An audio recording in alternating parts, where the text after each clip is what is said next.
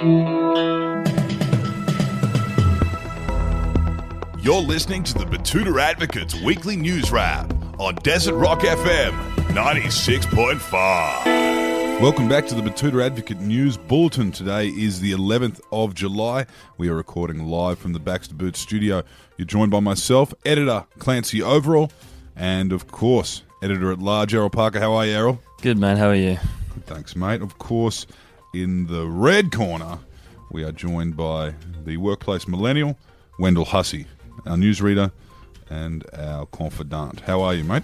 Doing well as always, Clancy. Doing well as always. Now, starting off with some national news, returning One Nation Senator Malcolm Roberts has wasted little time getting right into it, just like us today. He's called for a royal commission into whether or not the blue tap is actually colder than the white tap on water coolers. This isn't the first royal commission that the big fella's called for, is it? I mean, just last year, I think he called for one into the science behind a microwave. That was in the One Nation common room there at Parliament House. He's called for royal commissions into Islam, into corruption, into climate change. What's next? Yeah, not sure he really understands the whole royal commission thing, but he's demanding empirical evidence into whether the blue tap is colder.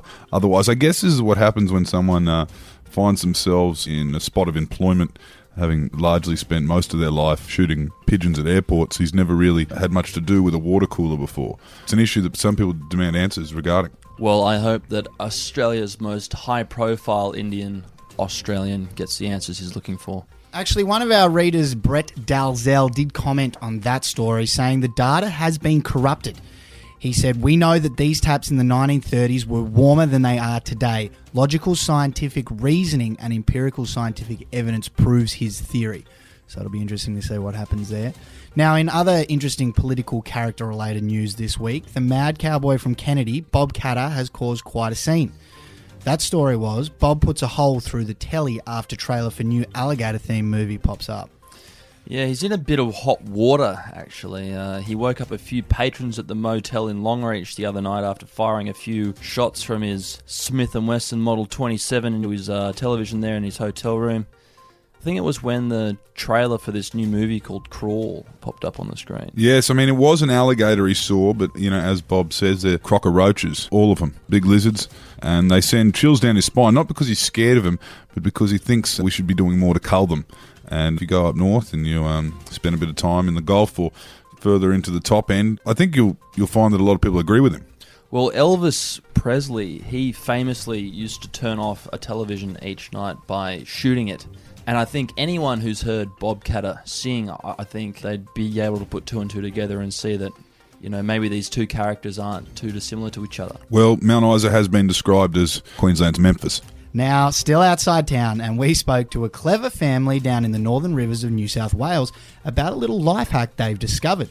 The anti-vaxxer parents have begun warping life expectancy statistics by counting their child's age in dog years. It's a very clever trick from the former Brunswick locals who moved up there for a bit of a tree change. Yes, instead of being slaves to the system and getting their children vaccinated, they've decided to take matters into their own hands because, you know, as many of our generation would remember, measles isn't that bad. As kids, we survived it, and now that there is a vaccination for it, a lot of people are questioning the government's agenda behind immunising young people against that condition.